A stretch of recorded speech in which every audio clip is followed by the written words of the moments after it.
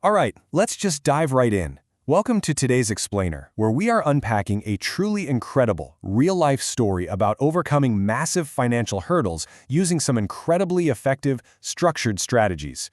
We're going to be looking at the journey of Mel and Murph Stewart. They're a couple who literally completely transformed their financial reality.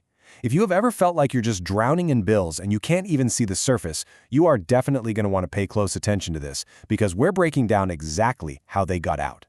$229,000. And no, that is not a typo. Oh, and by the way, that does not include a mortgage. That is the staggering amount of consumer and student debt that Mel and Murph were facing down. It's one of those numbers that would make most people just completely throw in the towel, right? It really just sets the stage for the absolute immense stakes of their journey. To really grasp what living with that number feels like, listen to this quote Mel Stewart shared with Seed Time. She said, "There were literally times where we had no money for groceries, and we would just go off our line of credit." Man, that is just a crushing reality. They were trapped in this revolving door of debt, living in a cycle where even the most basic necessities, like food, had to be financed. It pushed their marriage right to the brink and brought them to an absolute breaking point. So, let's get into Section 1. A $229K mountain of debt. How do you even get to a number like that? Well, understanding the root cause is really the first step to unpacking the solution. For Mel and Murph, it basically came down to a lack of financial education and trying to keep up with the Joneses. You know how it is. It wasn't just one massive mistake. It was a really dangerous compound of a bunch of different loans. They had well over 6 figures in student loan debt alone, which, let's be honest, a lot of people mistakenly view as good debt. Then you add credit card debt from funding weekends out, lines of credit just to buy groceries, IRS debt, medical bills, and car loans. Mel actually mentioned that growing up, she just didn't learn how to manage money or apply for grants. Taking out student loans was just what you did. And Murph grew up in poverty, so he didn't have that financial foundation either. This mix of learned behavior and trying to maintain a lifestyle they simply couldn't afford created immense friction before they finally found a way out. That brings us to Section 2, choosing your payoff strategy. You can't pivot from a crisis like that without a step-by-step playbook. When Murph hit absolute rock bottom, he discovered Dave Ramsey's 7 baby steps. Now, this framework provides a very clear hierarchical roadmap. You start with a small $1,000 emergency fund, then you aggressively attack the debt, build up a larger emergency fund later, and eventually move on to investing. For Mel and Murph, this wasn't just about the math, okay? Having this structured plan gave them a crucial sense of shared vision. It literally put them on the same page for the first time. Now, step 2 of that framework relies heavily on your specific debt payoff strategy. And here we have the classic matchup: the debt snowball versus the debt avalanche. The snowball method, which is what Mel and Murph used, involves paying off your lowest balance first. Sure, it's not mathematically optimal, but it gives you those quick psychological wins. The avalanche method, on the other hand, focuses on paying the highest interest rate first, which saves you the most money over time.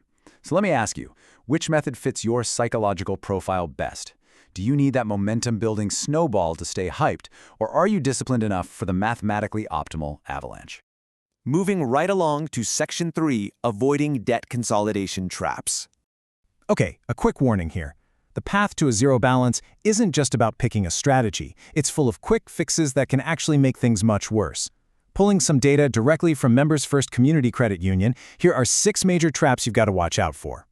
A lot of people jump straight to debt consolidation to lower their monthly payments, right? But if you rush in without researching your options, or you pick the wrong professional, or, and this is a big one, you start using your newly zeroed-out credit cards way too soon, you're going to end up in a much worse spot.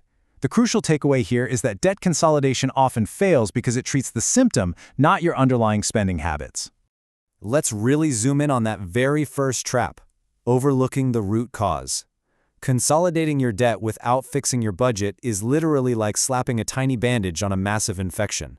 Sure, your monthly payments might drop for a bit, but because you are still spending beyond your means, that debt is just going to grow right back. True fundamental behavioral change is absolutely mandatory. Which leads perfectly into Section 4, increasing your payoff income. Once you've actually fixed your behavior, you have to shift gears into the grueling reality of accelerating that payoff. But before you go out and take on 3 extra jobs, remember this golden rule from our sources at 6 Figures Under. Stop the leaks before filling the bucket. If you haven't fixed your spending habits and put a strict budget in place, any extra money you earn is just going to slip right through your fingers. You have to patch the hole first, or all your hard work is completely wasted. But once that bucket is patched up, man, you have to squeeze out every single drop of extra income. Think of it like squeezing a lemon. That was Mert's reality. He was driving for Uber until midnight just to make extra cash. Mel was working crazy overtime. They slashed their gym memberships from over $100 a month down to just $20. They completely stopped eating out. They hopped on online platforms, like Facebook Marketplace, just selling household items they didn't need. They squeezed their lifestyle and their free time to generate every possible dollar to throw at that mountain of debt. Next up, Section 5, keeping the motivation alive. Because paying off massive debt is a totally grueling marathon. So I want to pause for a second and ask you directly, how are you going to celebrate your first zero balance? When that very first credit card is finally paid off, what is your reward going to be? You've got to keep the end goal in mind to push through that daily fatigue. To keep from completely burning out, Freedom Debt Relief suggests a few really fun, actionable tactics. Put a visual tracker right on your fridge so you literally see the debt shrinking every day. Turn it into a game, like Debt Bingo, or make it a friendly contest with your spouse. You can even create a payoff playlist to keep your energy up. I know, these might sound kinda silly, but experts note they are absolutely vital tools that help maintain your focus and sanity during the darkest, most exhausting days of the debt payoff grind. And finally, Section 6, Life Beyond the Debt. So what actually happens when you hit that zero balance? True financial freedom is amazing, for sure, but it is also a huge journey of adjustment. We have to be completely honest about the friction here. Murph Stewart actually confessed that first year sucked. Crazy, right? Why? Because they were so deeply ingrained in that grueling, penny-pinching pattern that allowed them to pay off $229,000, they literally didn't know how to stop. They didn't have their next goal lined up yet.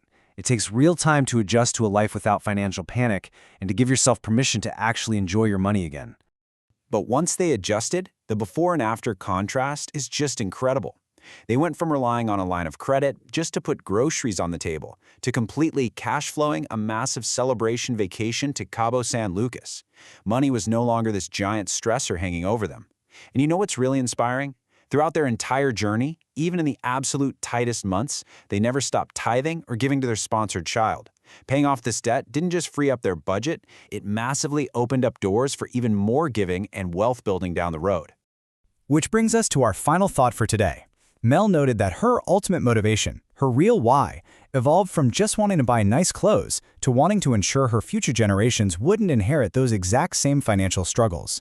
So I'm going to leave you with this profound forward-looking question.